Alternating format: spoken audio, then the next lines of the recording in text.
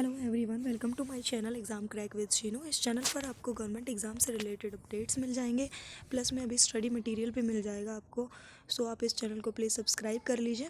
और आज मैं डिस्कस करने वाली हूँ आपके साथ हिस्ट्री के मोस्ट इंपॉर्टेंट क्वेश्चन जो आपके एसएससी, सीएचएसएल, सीजीएल वगैरह में रिपीट हुए हैं ये क्वेश्चन। सो आईसीएआर एंड एफकेट के एग्ज़ाम के लिए बहुत ही इंपॉर्टेंट क्वेश्चन रहने वाले हैं।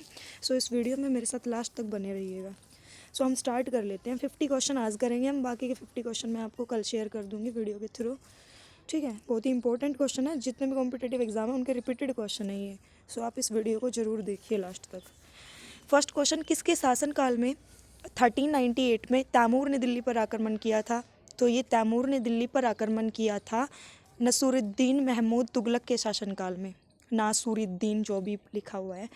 निज़ामुद्दीन औलिया किस तुगलक के समकालीन थे? तो निज़ामुद्दीन औलिया गियासुद्दीन तुगलक के समकालीन थे। ठीक है, नेक्स्ट है, सारनाथ स्तंभ का निर्माण किसने करवाया? तो सारनाथ स्तंभ का निर्माण करवाया था अशोक ने। ये एफकेट के एग्ज़ाम के लिए बहुत ही इंपॉर्टेंट रहने वाले हैं क्वेश्चन, क्योंकि एफकेट के एग्ज़ाम में बार बार रिपीट होने वाले क्वेश्चन आते हैं। सो ये प्रीवियस ईयर के जितने भी रिपीटेड क्वेश्चन है ना, ये मैं आपके साथ डिस्कस करने वाली हूँ इस वीडियो में। अशोक के सारनाथ स्तंभ के निचले भाग पर कौन से जानवर निरूपित हैं? तो ये कौन कौन से जानवर निरूपित है देखिए, हाथी, घोड़ा, सांड और सिंह। नेक्स्ट वन इज, किसने सही सुनता, उदारता और करुणा के त्रिविध आधार पर राजवंश की स्थापना की थी? ये भी अशोक है इसका आंसर। नेक्स्ट है, अशोक ने कहाँ चोल, पांड्य, केरल पुत्र और सत्तीय पुत्रों पर अपने पड़ोसी शक्तियों के रूप में उल्लेख किया है? तो ये आ जाएगा आपका शिलालेख सेकंड में किया है ये। अशोक के अभिलेख में उसके किस एकमात्र पुत्र की चर्चा की गई है? तो अशोक के अभिलेख में उसके एकमात्र पुत्र तीवर की चर्चा की गई है। नेक्स्ट है, किस सल्तनत में सबसे लंबी अवधि तक किस वंश का शासन? दिल्ली सल्तनत में सबसे लंबी अवधि तक किसका शासन था? तो ये था तुगलक वंश का शासनकाल था। अशोक के अभिलेख में उसके किस एकमात्र पुत्र की चर्चा की गई है? ये फिर से आ गया, रिपीट हो गया क्वेश्चन, तो तीवर आ जाएगा ये। नेक्स्ट है, हिंदुस्तान की राजधानी दिल्ली से दौलताबाद किस शासन ने स्थानांतरित की थी? तो यह आ जाएगा, मोहम्मद बिन तुगलक ने स्थानांतरित की थी। अशोक ने अपने किस अभिलेख में स्वयं का उल्लेख किया है? तो अशोक के मास की अभिलेख में उसने स्वयं का उल्लेख किया है। नेक्स्ट, अशोक के ब्राह्मी अभिलेखों को सर्वप्रथम किसने पढ़ा था? तो ये जेम्स प्रिंसेप ने पढ़ा था 1837 में, सबसे पहले उसके अभिलेखों को। ठीक है, जेम्स प्रिंसेप ने। नेक्स्ट है, फिर से रिपीट हो रही है क्वेश्चन। ओके, नेक्स्ट, श्रीनगर की स्थापना किस शासक ने की थी? श्रीनगर की स्थापना तो ये भी अशोक ने की थी। नेक्स्ट है, मध्यकालीन भारत का प्रथम शासक कौन था जिसने सती प्रथा पर निषेध लगाया था? तो मध्यकालीन भारत का प्रथम शासक था मोहम्मद बिन तुगलक, जिसने सती प्रथा पर रोक लगाई थी। मोहम्मद बिन तुगलक, याद रखिएगा, इंपॉर्टेंट क्वेश्चन है आपका ये। नेक्स्ट, किस सुल्तान ने सर्वप्रथम उत्तर भारत में सिंचाई हेतु नहरों का जाल फैला दिया था? तो ये बहुत ही इंपॉर्टेंट क्वेश्चन है, बार बार रिपीट होता है सारे एग्जाम में। तो ये आ जाएगा आपका फिरोज शाह तुगलक, नहरों से रिलेटेड। नेक्स्ट है, कृषि हेतु ऋण व्यवस्था सर्वप्रथम किस सुल्तान ने की थी? ये भी मोहम्मद तुगलक आ जाएगा। कृषि हेतु ऋण व्यवस्था भी मोहम्मद तुगलक ने स्टार्ट की थी सर्वप्रथम। नेक्स्ट है हमारा, मराठा शक्ति का उदय कब हुआ था? तो मराठा शक्ति का उदय हुआ था 17वीं शताब्दी के उत्तरार्ध में। नेक्स्ट है, किसके नेतृत्व में 17वीं शताब्दी के उत्तरार्ध में मराठा शक्ति का जन्म हुआ था? हुआ तो 17वीं शताब्दी में था, लेकिन किसके नेतृत्व में हुआ था? ये आ जाएगा, शिवाजी के नेतृत्व में हुआ था। नेक्स्ट है 21 क्वेश्चन। सो देखिए, मैं आपके साथ बहुत ही जल्दी ये क्वेश्चन शेयर करना चाहती हूँ, क्योंकि मैं आपका टाइम वेस्ट नहीं करना चाहती। ठीक है, तो आपके 50 क्वेश्चन है, विद इन 10 मिनट भी कंप्लीट नहीं लूँगी मैं। आपकी 50 क्वेश्चन एफकेट के एग्जाम में जो बार बार रिपीट होने वाले क्वेश्चन है वो मैं आपके साथ शेयर कर रही हूँ। आईसीएआर, एफकेट, एसएससी, सीजीएल वगैरह के लिए हिस्ट्री के मोस्ट इंपॉर्टेंट क्वेश्चन है जो हर एग्जाम में रिपीट होते हैं। नेक्स्ट आ जाएगा हमारा, औरंगजेब का प्रथम राजनयिक पद क्या था? तो ये था जुझार सिंह बुंदेला के विरुद्ध अभियान का नेतृत्व। ये इतना इम्पोर्टेंट नहीं है क्वेश्चन। नेक्स्ट, मुगल साम्राज्यों में से एकमात्र महिला जिसका नाम सभी मुगल फरमानों व मुगल सिक्कों पर उत्तीर्ण है, तो ये है नूरजहाँ। हल्दी घाटी का युद्ध महाराणा प्रताप और अकबर के बीच में हुआ था 1576 में। इंपॉर्टेंट क्वेश्चन रहने वाला है आपका। नेक्स्ट, भारत पर आक्रमण करने वाला पहला मंगोल कौन था? तो ये क्वेश्चन बार बार रिपीट होता है आपका, चंगेज़ खान। भारत पर आक्रमण करने वाला पहला मंगोल कौन था? चंगेज़ खान, 1221। ठीक है, नेक्स्ट आ जाएगा हमारा, पृथ्वीराज अंत में किसके द्वारा पराजित हुए थे? तो पृथ्वीराज मोहम्मद गोरी के द्वारा पराजित हुए थे। एज यू नो कि तराइन का जो प्रथम और द्वितीय युद्ध हुआ था, ठीक है, तराइन के पहले युद्ध में मोहम्मद गोरी हार गया था पृथ्वीराज चौहान के द्वारा, और सेकंड में हमारा हो गया था, पराजित हो गया था। किसने पराजित किया था पृथ्वीराज चौहान को? मोहम्मद गोरी ने पराजित किया था तराइन के दूसरे युद्ध में 1192। और तराइन का पहला युद्ध हुआ था हमारा, ठीक है। नेक्स्ट हो जाएगा हमारा क्वेश्चन,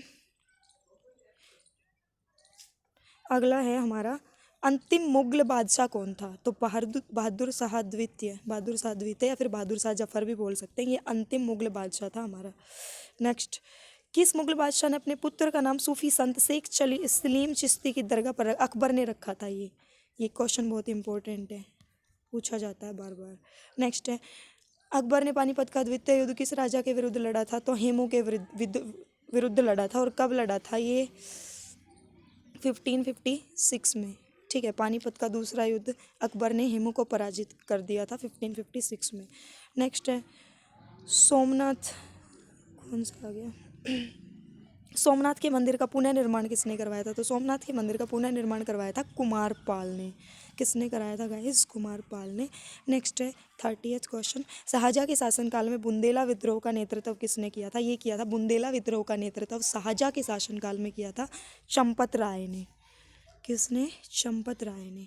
नेक्स्ट हो जाएगा हमारा, भारत में प्रथम तुर्की आक्रमण के नेतृत्वकर्ता कौन थे? तो पहला तुर्की आक्रमण किया था महमूद गजनवी व मोहम्मद गोरी ने, ठीक है। पहला तुर्क आक्रमण महमूद गजनवी ने किया था। नेक्स्ट, उनके नेतृत्वकर्ता थे महमूद गजनवी व मोहम्मद गोरी।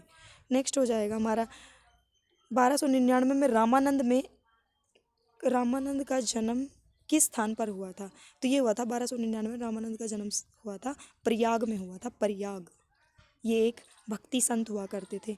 भारत का प्रथम मुगल बादशाह कौन था? तो भारत का प्रथम मुगल बादशाह था बाबर। इसने ही मुगल वंश की स्थापना की थी। नेक्स्ट है, नानक का जन्म कहाँ पर हुआ था? तो गुरु नानक देव का जन्म था तलवंडी में हुआ था। 1448 में चित्तौड़ में विजय स्तंभ की स्थापना किसने की थी? तो 1448 में चित्तौड़ में विजय स्तंभ की स्थापना की थी राणा कुंभा ने।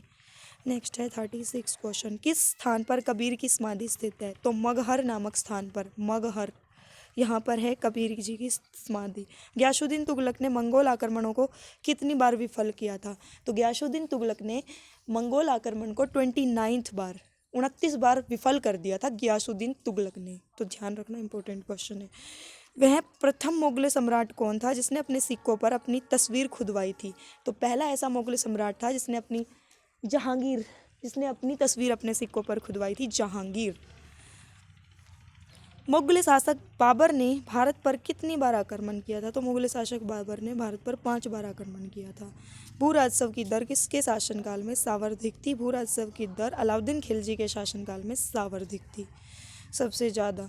41 क्वेश्चन, बाबर का जन्म कहाँ पर हुआ था? बाबर का जन्म फरगना में हुआ था 24 फ़रवरी 1483, 24 जनवरी 1483 में फरगना में हुआ था बाबर का जन्म। नेक्स्ट, बाबर भारत पर पहला आक्रमण किसके विरुद्ध? बाबर ने भारत पर पहला आक्रमण यूसुफ जाइयों के विरुद्ध किया था, यूसुफ जाइयों के विरुद्ध। ये इंपॉर्टेंट क्वेश्चन है। नेक्स्ट है हमारा, बाबर का पहला महत्वपूर्ण आक्रमण कब माना जाता है? तो बाबर का पहला महत्वपूर्ण आक्रमण 1526 में, 1526 में, जब इन्होंने मोहम्मद उसको क्या है वो सॉरी हाँ 1526। नेक्स्ट है, पानीपत की पहली लड़ाई किसके बीच में हुई थी? इब्राहिम लोदी और बाबर के बीच में हुई थी 1526 में, ठीक है, जिसमें बाबर ने इब्राहिम लोदी को पराजित कर दिया था 1526 में। ये हमारी पानीपत की पहली लड़ाई हुई थी। नेक्स्ट, पानीपत की दूसरी लड़ाई हाँ ये देखो 1526 में हुई थी, ये हो गया।